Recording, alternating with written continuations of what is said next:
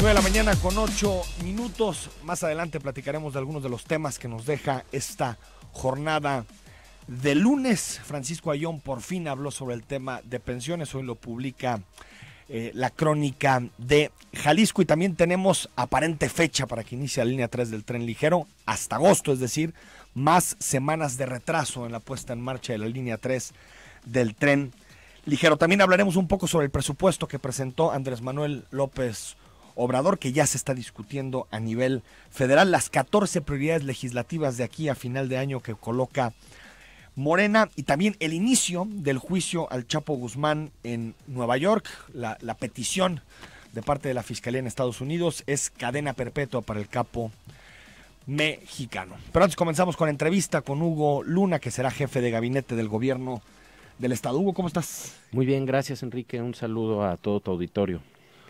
Hugo, de entrada, platícanos, quedan todavía algunos puestos por nombrar, ¿no?, del gabinete.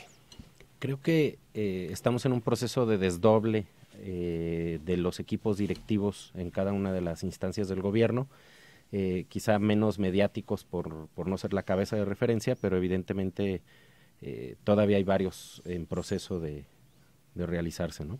Y bueno, ¿la Fiscalía?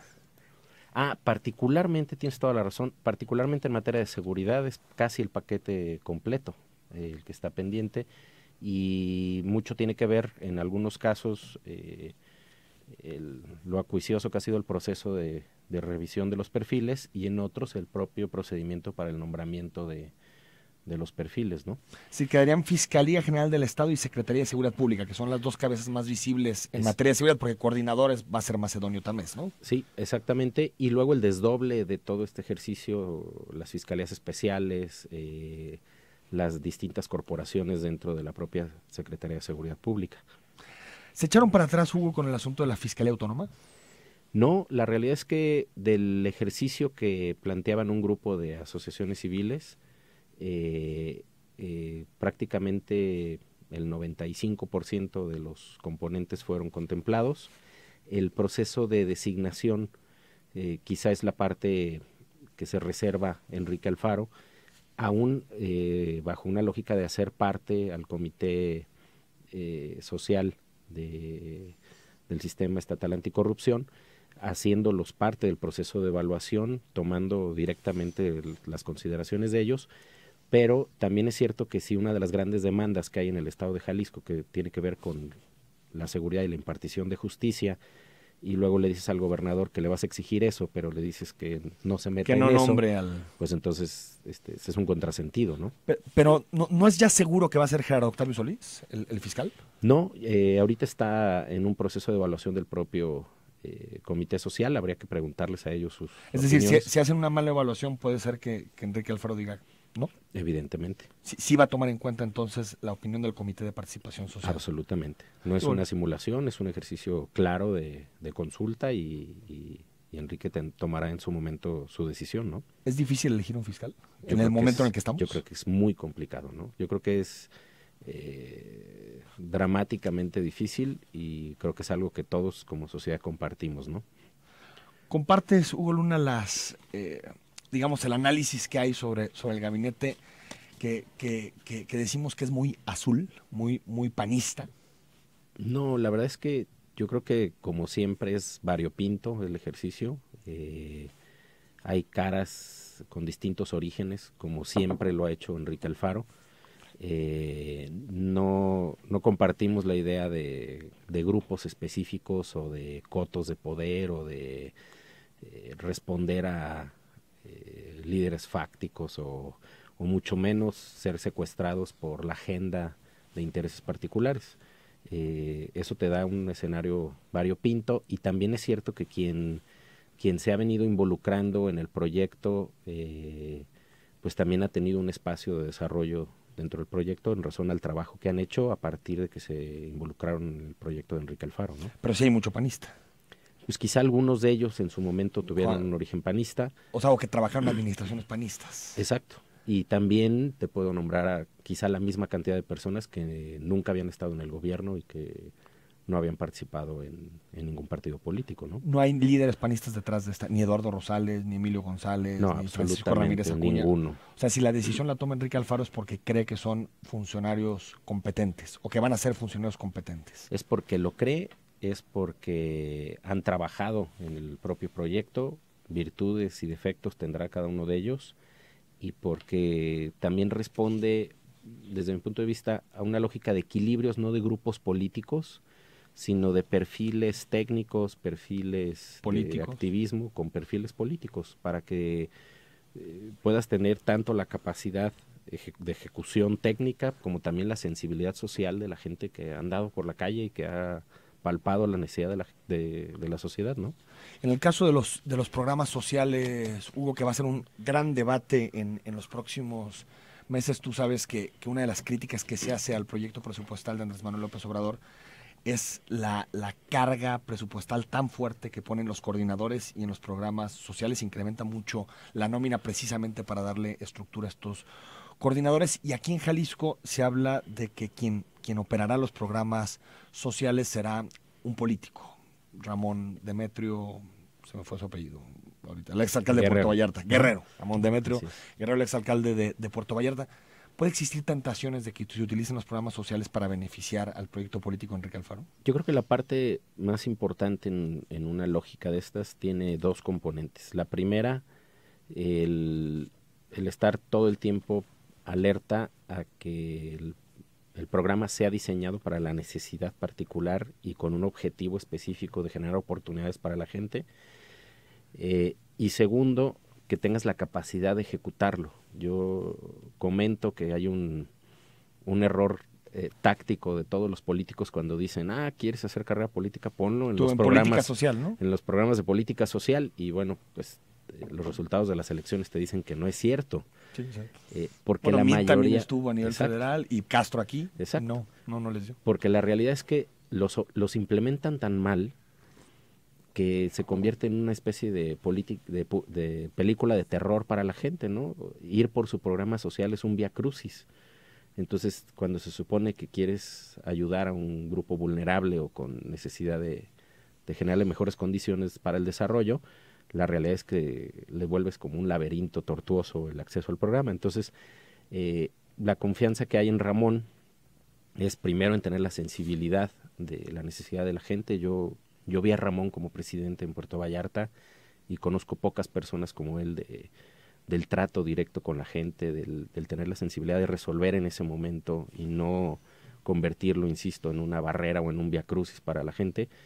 Y dos, que sea muy efectivo en la dispersión de los programas sociales, que eso es lo que la gente te pide, no que vayas y le digas que tú se lo diste o que la pancarta del partido político o del gobernante, sino que realmente reciban el apoyo para el cual calificaron, ¿no?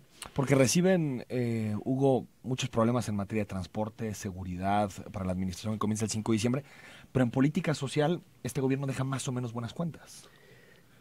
Pareciera que sí. Por los datos de Coneval, mira, ¿no? Sobre todo, pareciera en los indicadores. En los indicadores, a eso me refiero, pero ¿no? Tú mismo te he leído más de alguna vez. El drama, creo, en Jalisco no es si se atrajeron inversiones, si se... Sí, es que sigue habiendo más de 2 millones de personas en pobreza. No, pero estábamos en 3 millones, de la gente, ¿no? Estábamos en 3 millones al inicio de esta administración. Ya después el INEGI cambió la metodología, entonces no sabemos exactamente dónde estamos. Pero parece que es una agenda en donde no hay tantas falencias como seguridad o transporte u otras, ¿no? Sí, creo que el fondo del asunto es cómo ensanchas una clase media y hacia allá debe de estar en mucho encaminado un ejercicio de este tipo. Cómo a los chavos que están estudiando les generas condiciones de seguir teniendo oportunidades, cómo la gente que tiene los trabajos más castigados en ingreso, encontramos algún mecanismo para que sea mucho más justo el ingreso que tengan. Creo que ahí es donde está el meollo de la asunto. Y la encargada de la política social será Bárbara Casillas. Sí, y ahí... La que tiene que responder por los temas. De todo el gabinete social, ¿no? Ahí incluido educación, salud, 2 temas dramáticamente importantes. Evidentemente cultura, que es un tema en el cual nosotros confiamos y creemos y le apostamos fuerte. Y el ejercicio tanto del sistema de asistencia social como la Secretaría de Igualdad Sustantiva, que busca generar una sociedad mucho más justa para todos, ¿no? Hugo, en ese mismo sentido, ¿has escuchado los posicionamientos de las organizaciones feministas o de algunas organizaciones feministas que están en contra de la desaparición del Instituto Jalisciense de las Mujeres? ¿Qué opinas? Mira, yo creo que lo que ha faltado es disposición al diálogo, incluso muchos de los temas dentro del gobierno, me salgo para regresar. Sí. La realidad es que, y lo comparto al micrófono, el gobierno del estado tiene 250 entidades, entre fideicomisos, fondos, institutos, organismos públicos, etcétera, y son 250 burocracias. Casi te diría sobre tema, lo que históricamente los últimos 20, 30 años han hecho los gobiernos anteriores es, hagámosle su propia organización. Su instituto, y entonces ¿cómo se llama? Estás gastando el 80% de los recursos en burocracia, en nómina, en administración, en jurídicos, en transparencia, en contabilidad y demás, y a la actividad sustantiva prácticamente la tienes disminuida, ¿no? Entonces, en general, pues sí, una refundación, un cambio en este sentido es doloroso en todos los sectores de la sociedad, ¿no? Y no hemos todavía llegado al punto de decidir qué sigue y qué se desaparece. Estamos en ese análisis, que ese también ha sido parte, creo, de las injusticias de algunas críticas, que ni siquiera han sucedido cosas y ya están... Bueno, sí se dijo que iba a desaparecer el Instituto Jalisciense de las Mujeres. Estamos haciendo esa evaluación. Todavía no está definido, me dices. Estamos exactamente, en cada uno de los casos hay una preconfiguración, de decir, a ver, de entrada, la apuesta del diseño es elevemos el tema de género a un carácter de primer nivel, volvámoslo un tema transversal. Y entonces, yéndome al fondo del asunto, ahora pensemos cómo es la mejor forma de hacerlo, si con un instituto, si con una subsecretaría, si con una dirección. O sea, que exista la Secretaría de Igualdad. ¿Cuál es el mecanismo para hacerlo? Sustantiva. Y en ese proceso en el que estamos. No implica que desaparezca el Instituto de las Mujeres. No necesariamente. Lo único que sí revisen especialistas y todos, pues el 80% del presupuesto del instituto se va en ese ejercicio burocrático, no en su actividad per se. Y muchas de las críticas que ha habido de muchos activistas, pues han respondido al miedo al cambio y no a la certeza de lo que está pasando. Seguro hay algunas críticas que llevan ese tenor, pero también hay otras que dicen, es posible que se invisibilice la agenda de las mujeres al meterla en una subsecretaría. Y creo que hay que revisarlo y debatirlo y hay que platicarlo. Pero lo que no se vale, desde mi punto de vista, es emitir juicios a ciegas solo porque tu paradigma dice que A o B, ¿no? En ese nivel lo pongo y insisto, no particularizo ese tema, lo digo en general. En la propuesta que envían al Congreso de Reforma a la Administración Pública, ¿proponen desaparecer el Instituto Jalisciense de las Mujeres? Ese es un buen punto ahorita que lo mencionas. Lo que se envió al Congreso es la modificación vamos, una reforma profunda a la ley orgánica del Poder Ejecutivo, donde no habla de ninguno de los 250 institutos. Solo las coordinaciones. La ley orgánica. La ley orgánica estrictamente se refiere a las facultades del Ejecutivo y las secretarías. Así es la ley orgánica. Por eso te decía, mucho del debate... O sea, esas ciegas porque en realidad no está la propuesta. Porque, ahí viene el lobo y pues todos corren. Entonces, ahí viene me el lobo, dices, ¿no? Ustedes apuestan por la Secretaría de Igualdad Sustantiva por la transversalidad de la agenda. Sobre todo, incluso platicamos aquí con Fela Pelayo. Por la transversalidad de la agenda. Pero no necesariamente implica desaparecer el Instituto Jalisciense de las Mujeres. Esa decisión no está tomada. No necesariamente está. Esa es una evaluación que está haciendo Enrique Alfaro y Fela Pelayo y Bárbara Casillas y todo el equipo, la propia Malena y demás. Pero insisto, el tema de fondo no es si aparece o desaparece un instituto. El tema de fondo es cómo vas a abordar el tema, cuáles van a ser tus apuestas en términos de política pública, cuánto le vas a poner de dinero, qué esperas obtener de eso. Ese es el debate. Nomás que ese debate no le interesa a nadie. Desgarrarse las vestiduras, y lo digo en todos los temas, al rato podemos hablar de el fondo que quieras en economía, podemos hablar del fideicomiso que tú quieras y vamos a caer en la misma cancha. O solo la Secretaría de Medio Ambiente tiene como 20 fideicomisos y cada uno es una administración, ¿eh? O un problema burocrático. Entonces, y dime, ¿tú sabías que había tantos fideicomisos? No. ¿Sabías que había 250 entidades en el gobierno del Estado? No. ¿Eh? Cosa que hacen, le inventan instancia, ¿no? Hacen un planetario, también ya es OPD. Entonces, ¿pero para qué? No, pues es que porque va a conseguir recursos. ¿Cuándo? O sea, y si consigue recursos también puede ser dentro de la administración del gobierno del Estado. Pues cada que hacen una cosa así, nace un nuevo organismo. Un equipo de adquisiciones, un equipo de administración, un equipo jurídico. Pues más bien son generadores de empleo, ¿no? 9:23 a.m. Vamos al corte. Más adelante también hablamos con el presidente municipal de Tonalá sobre la deuda del municipio. Se encontraron más facturitas en los cajones y por supuesto también platicamos sobre la elección de Estados Unidos. Mañana son las intermedias.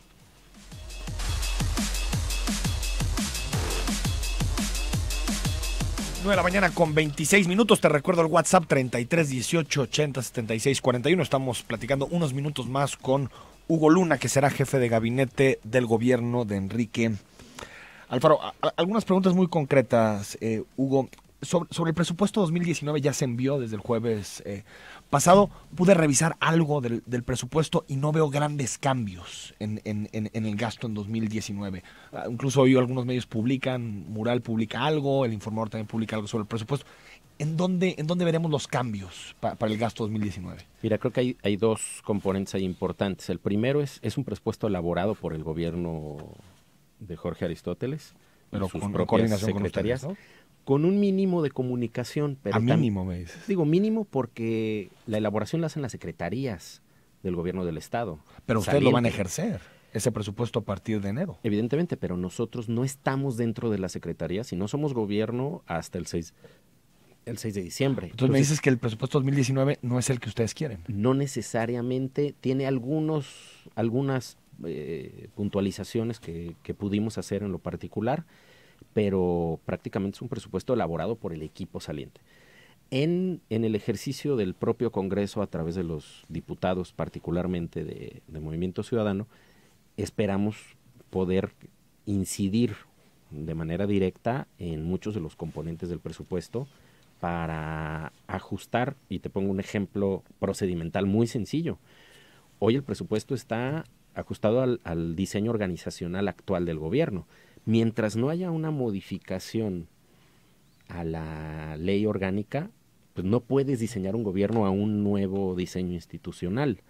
Primero tiene que... Tú no debiste haber hecho los cambios primero y después mandar el presupuesto. Por eso, en cuanto el gobierno del Estado presentó el presupuesto, al día siguiente los diputados de Movimiento Ciudadano presentaron la propuesta de ley orgánica, un poco en términos de decir, si se va a analizar el presupuesto, váyanlo analizando en la probabilidad de la nueva ley. Tienes hasta el 15 de diciembre para aprobar el presupuesto. Y es un ejercicio que se debe hacer muy ágil, pero evidentemente la aprobación de la ley orgánica tendría que ir primero antes que el presupuesto, para que el presupuesto sea aprobado. Sí, ya con el nuevo gobierno. En los carriles del nuevo diseño, ¿no? Pero entonces en 2019, por ejemplo, en obra pública, no veremos más gasto. No, absolutamente va a haber una modificación. Parte de, ahorita que hablábamos de los organismos, los 250 organismos y demás dentro del gobierno, pues estamos haciendo un ejercicio muy, muy agresivo de adelgazar la burocracia del gobierno para liberar recursos y que puedan ser reasignados particularmente a infraestructura social, entre algunos temas.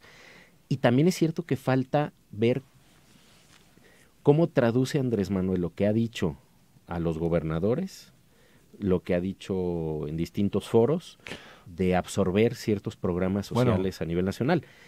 Es el primer paquete presupuestal que baja participaciones a los estados. Uh-huh. En este paquete, que tal vez tendrá impacto en Jalisco. Absolutamente. Entonces, estas 6 semanas de revisión y debate del presupuesto estatal, evidentemente también tiene el ingrediente de su correlación con el presupuesto federal, ¿no? Uno de los temas que más se ha tocado en campaña, Hugo, que más se tocó en campaña fue el Poder Judicial. ¿Ya saben qué quieren hacer con el Poder Judicial? Yo no tengo información precisa. Lo que estoy enterado es que Enrique Alfaro se reunió con los magistrados, sí, con la cabeza del Poder Judicial, y les pidió pues que ellos también fueran parte de la refundación, en el respeto de su autonomía, pero también es cierto que en el llamado a un a un nuevo escenario político-social del Estado. Y entiendo que ellos están en un ejercicio interno para pensar y repensar qué significaría la refundación para el Poder Judicial. Sobre las irregularidades que detecta la Auditoría Superior de la Federación en la línea 3, y esto, digamos, que avienta la bolita Citeur para inaugurarlo hasta agosto, ¿cuál es la opinión del gobierno entrante? ¿Cuándo creen que se puede empezar a echar adelante? Yo creo que es un nudo muy enredado y muy complicado, porque además ahí, en una lógica extraña, mezclado Secretaría de Comunicaciones y Transportes Federal con el servicio de tren Citeur estatal, pues una obra que ha sido más dolores de cabeza que expectativa de esperanza para la gente, y lamentablemente lo van a entregar a medio río, cruzando a medio río, y yo creo que va a ser una crisis administrativa importante, porque lo recibe el gobierno federal nuevo, sí, y el estatal nuevo, eventualmente el gobierno estatal nuevo, ¿no? No tiene urgencia en que empiece a funcionar hasta que quede perfectamente, después de lo que vimos en la Ciudad de México en la línea 12. Evidentemente hay urgencia de que empiece a funcionar, pero no lo podría hacer ningún gobierno a costa de la seguridad o de la incertidumbre de la gente respecto a que vaya a ser un servicio correcto, ¿no? Va a ser un broncononón. Creo que línea 3 está como dicen, reservado para el ring, ¿no? Todavía no sabemos, entonces. Está muy abierto. La semana pasada también, Hugo Luna, antes de despedirte y leerte algunos comentarios del auditorio, también comenzó la nueva legislatura y Morena se estrenó proponiendo la desaparición de las fotomultas. ¿Cuál es tu opinión en ese tema? Mi opinión, creo que las fotomultas son un ejercicio necesario para que tengamos una ciudad que no tenga excesos. Solo en el periférico hay registros de vehículos a 200 kilómetros por hora, por poner un ejemplo. Lo que siempre hemos cuestionado nosotros, a diferencia de Morena, que cree que la nota fácil es la salida y el engaño a la gente es la salida, lo que creo que es delicado y nosotros hemos cuestionado todo el tiempo es el tema administrativo y la concesión que existía de las fotomultas, que era un robo en despoblado para el gobierno del estado, y dos, el uso de los recursos que se recaudan de las fotomultas, que deberían de estar enfocados a transporte público, prevención, seguridad vial. Así va a ser entonces. Absolutamente. Esos recursos no van a nómina, no van a... De hecho, tú lo decías hace rato, de los problemas de Jalisco. En mi opinión, y eso es una opinión muy personal, el transporte público quizá es el programa social más importante que un gobierno pudiera hacer en una ciudad como Guadalajara. Y en el resto del estado, la conectividad y también el transporte para la gente en las regiones. Ahí es donde todos perdemos calidad de vida. Perdemos 3 o 4 horas de nuestro día, perdemos varios pagos de transbordos y demás. Ese es el impuesto más caro que el gobierno hoy le aplica a la ciudadanía. Un pésimo transporte público de mala calidad. José Luis Partida te dice, respecto al presupuesto 2019, por supuesto que sí lo conocen. Hace un mes que los equipos de transición están en las secretarías y conocen y le han hecho ajustes al mismo.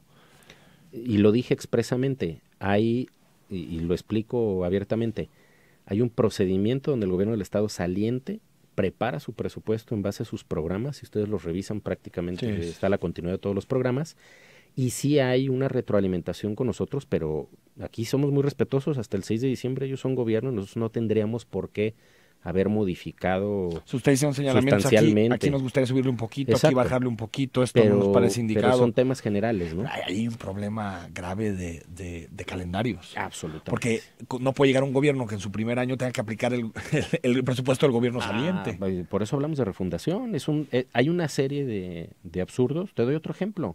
Los municipios están obligados en los primeros meses de su administración a hacer su plan municipal de desarrollo por 3 años, en relación al plan nacional de Peña Nieto y al plan estatal de Aristóteles.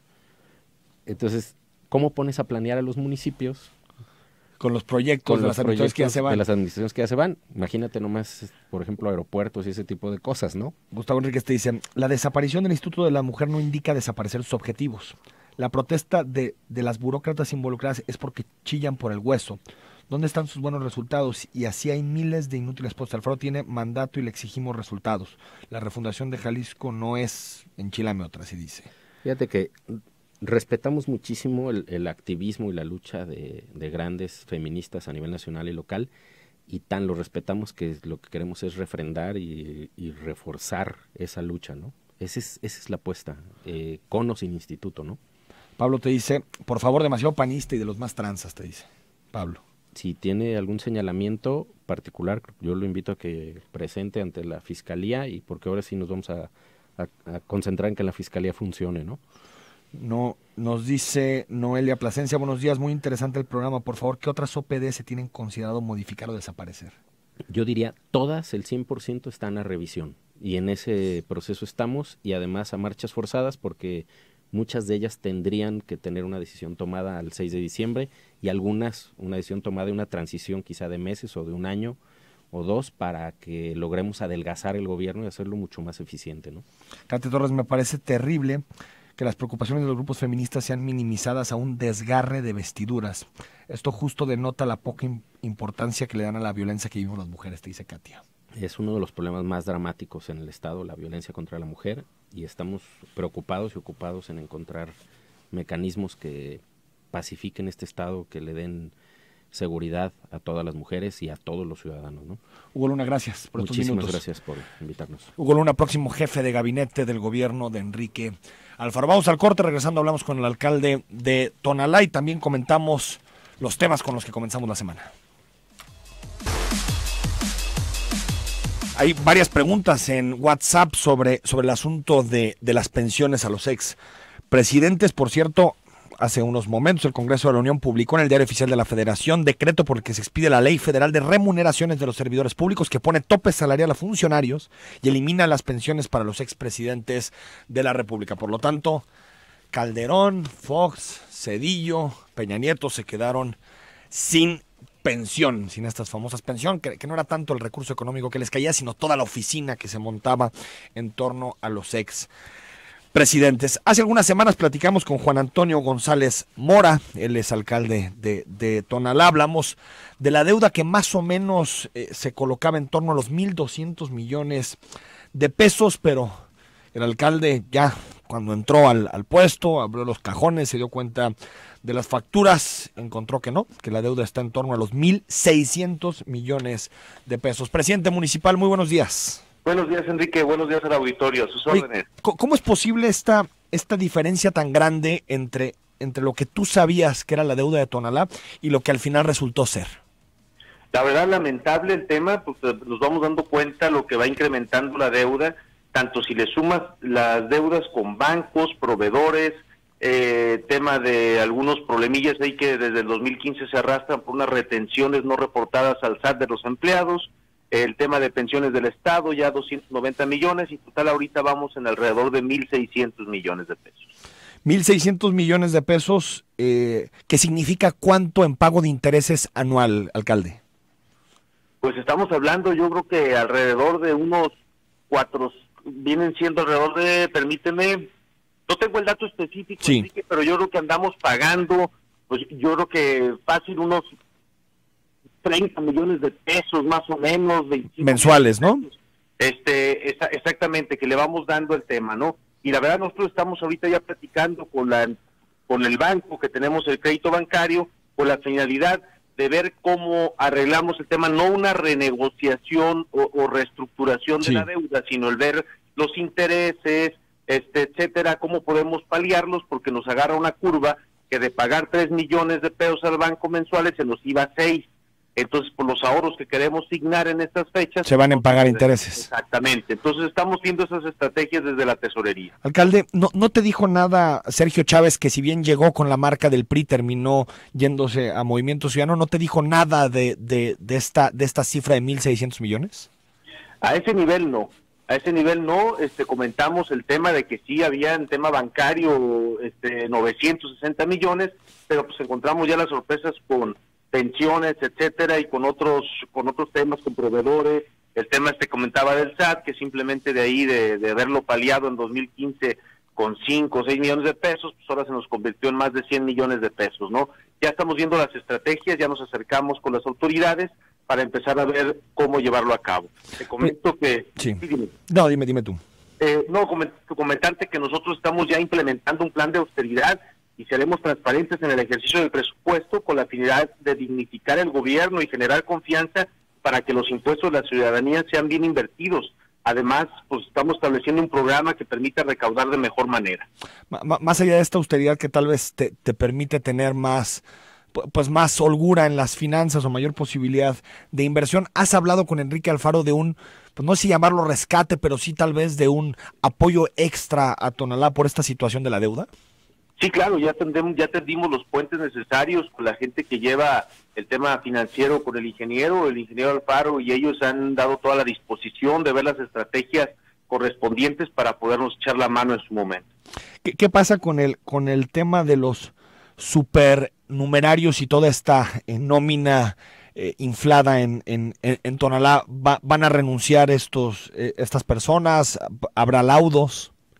Sí, mira, esos supernumerarios ya renunciaron, Te comento que a estas alturas en otras administraciones ya había de 800 supernumerarios contratados. Sí. Estos que estaban, esos 800 ya no permanecen. Nosotros estamos signando de entre 250 y 350 supernumerarios contratar, pero con perfiles específicos y de acuerdo con los requerimientos de las áreas que los requieren.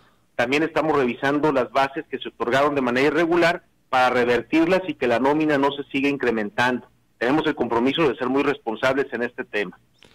Para los que nos escuchan en Tonalá, presidente municipal, ¿tendrá el municipio capacidad para hacer obra, infraestructura, cambios, servicios en 2019 o afrontará un año difícil? Será difícil, pero sí tendremos la capacidad, porque con estos ejercicios de la mesa de recaudación y la austeridad en la que nos vamos a manejar, sí vamos a tener capacidad. Incluso te comento que hoy día empezamos con 3 obras y vamos a iniciar, ¿no? En delegaciones como Puente Grande, Coyula y San Gaspar. Iniciamos con 3 obras dentro de las posibilidades, teniendo los ahorros necesarios, pero sí vamos a tenerles que responder a las personas. La gente pide a gritos, pues empezar a ver bienestar en sus colonias. Juan Antonio González, alcalde de Tonalá, pues gracias por estos minutos y esperemos que se pueda llegar a un acuerdo tanto con los bancos como con el gobierno del Estado para que esta situación financiera no afecte el día a día de los ciudadanos.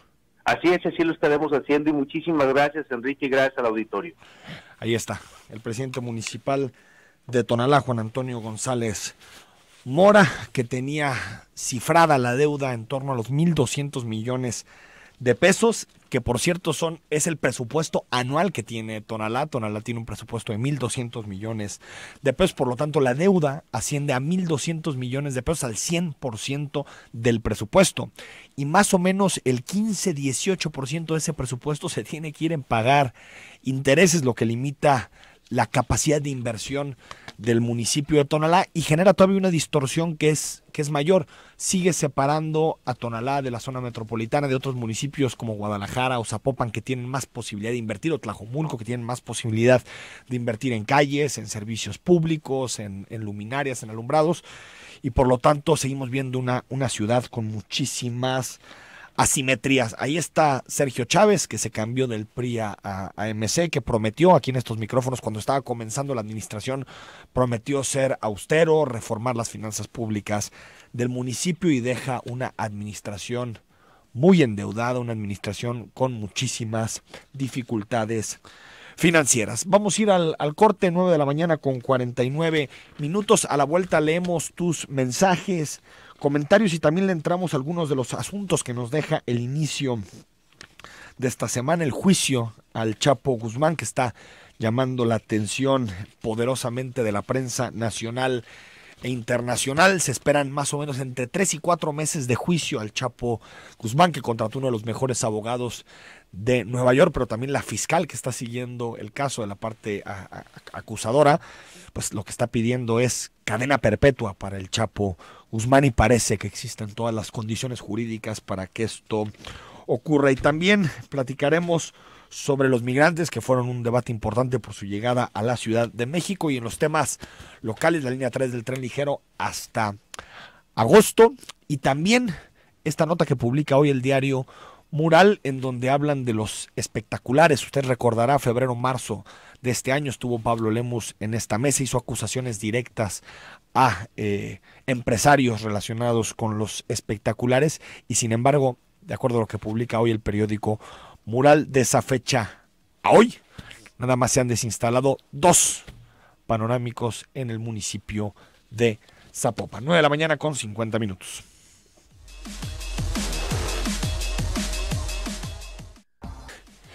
Minutos, pensiones del Estado siempre está en el ojo del huracán. Hoy publica La Crónica una entrevista de Ignacio Pérez Vega a Francisco Ayón, que habla sobre las inversiones que se han hecho en pensiones. El actual secretario de Educación y quien fuera hasta 2017 presidente del Consejo de Administración de Pensiones se deslinda de las inversiones que ha hecho esta institución y dice que hay un comité de inversiones conformado por expertos financieros del propio organismo, en el cual no forma parte o no formó parte quien en su momento fuera presidente del Consejo de Administración y que dice que no tiene nada que ver con la inversión de 603 millones de pesos que se hizo en su momento a la empresa Bengoa o la de Villas Panamericanas que se hizo durante la administración de Emilio González Márquez. No, la cabeza de Crónica se deslinda del fraude en Ipejal, aunque lo que dice en la entrevista Francisco Ayón es que se deslinda de las inversiones que se han hecho en pensiones, no está aceptando como tal que hay fraude, aunque nosotros sabemos que hay inversiones que son totalmente injustificables, como esta de Abengoa, invertir en una empresa que tiene condiciones muy precarias y está muy cerca de la bancarrota, de la quiebra, u otro tipo de inversiones que ha habido bastante difíciles de explicar.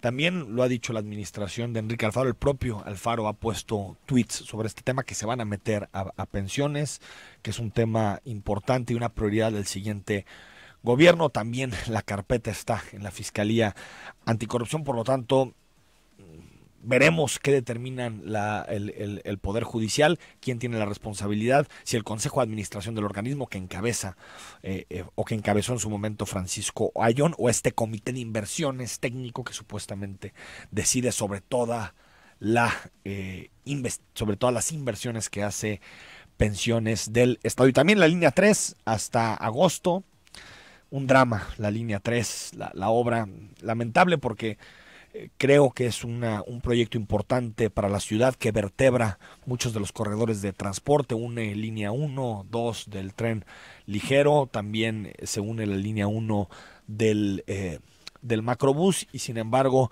ya hay observaciones que hace la Auditoría Superior de la Federación, se publicaron este fin de semana 109 millones de pesos en observaciones por irregularidades en el gasto de la obra de la línea 3 del tren ligero y ahora nos damos cuenta que no. Aquí tuvimos a Aristóteles poquito después de la elección en julio y nos decía que él quería hacer una inauguración simbólica de los viaductos en noviembre y en enero-febrero que tuviera la posibilidad de que se abriera la parte del túnel que pasa por debajo del centro histórico de nuestra ciudad. Sin embargo, tampoco habrá ni inauguración simbólica ni nada parecido porque hasta agosto es lo que dice Citeur, que hasta agosto va a estar funcionando, aunque no sabemos. Rodolfo Guadalajara se va y nos decía Hugo Luna hace algunos momentos que ellos no tienen ninguna prisa, que hasta que esté terminada como tal se echará a andar este megaproyecto de más de 30 mil millones de pesos que costó la línea 3 del tren ligero. Y en más asuntos también se presentaron los presupuestos que vamos a estar analizando, el presupuesto 2019 para Jalisco, que nos comentaba Hugo Luna que ellos tuvieron mínima participación, que sobre todo lo realizó el equipo actual que gobierna Jalisco de Aristóteles Sandoval. También el presupuesto federal, en donde llama la atención el incremento en el gasto en nómina, casi todo vinculado a programas sociales, más de 400 mil millones de pesos en incremento de nómina en el proyecto de presupuesto y también las 14 prioridades de López Obrador de aquí a final de año, ley de administración pública federal, la ley de la Fiscalía General que está trabajando con organizaciones sociales, la desaparición del fuero constitucional, la ley de austeridad que abona a la ley de salarios del sector público que ya se publicó, la ley de fomento a la confianza ciudadana, que también generó polémica este fin de semana porque se van a cobrar impuestos de buena fe, así lo manejó Mario Delgado, coordinador de los diputados de Morena. Prisión preventiva, delitos de corrupción, robo de combustibles de tipo electoral y portación y tráfico de armas, que esto significa modificar el nuevo sistema de justicia penal que no coloca como delitos que ameriten prisión preventiva estos temas que señala la iniciativa: reforma sobre extinción de dominio, revocación de mandato y consulta popular y ley del Instituto Nacional de los Pueblos Indígenas. Algunos comentarios que podemos leer a través del WhatsApp. Alberto Cuervo, buenos días. Este señor Hugo Luna habla de la refundación y la honestidad de MC, lo cual es una mentira porque todos los municipios los tienen horribles, calles, parques y jardines. Todo lo tiene espantoso. Que se dé una vuelta por un municipio para que vean cómo tienen toda la ciudad. Simplemente la obra Avenida López Mateos, que según ellos había sido desde Las Rosas, jamás fue desde Las Rosas. ¿Qué pasó con las laterales? Gracias, Alberto. Eugenio Martín, tomar la fiscalía para ignorar las denuncias por represión al comercio ambulante y la agresión a mano de Los Ángeles Arredondo. Gracias. Notariado, seguirá encubriendo notarios como la recomendación de la CNDH. Gracias. Pati Alcalá, buenos días, Hugo Luna. Le sugiero se informe de lo que es y ha sido la lucha histórica de las mujeres, los acuerdos de ONU Mujeres y otros organismos internacionales. Sus comentarios hacen pensar que es un ignorante del tema, dice Pati Alcalá. Luis Alberto Guzmán, buen día, Enrique. Aprovecho que está ahí el presidente Tonalá para preguntarle cuándo va a reparar la lateral de la carretera a Los Altos y Arroyo del Medio, o cuántos autos más tienen que dañarse. Le vamos a pasar este dato, Luis Alberto, a su equipo de comunicación para que le den seguimiento. Gracias por los distintos comentarios. Ana Rosa, hola, ¿quién nos apoya en Artesanos y José María Arechiga? Es una tienda por la tarde, ahí en esa esquina cierran con mesas, sillas y no dejan pasar a nadie. Bueno, lo vamos a mandar, supongo que esto es en el municipio de Guadalajara. Vamos a mandar el reporte para las autoridades competentes. Soy Enrique Tucen, nos escuchamos a las 6 de la tarde para seguir analizando la actualidad informativa. Hasta las 6.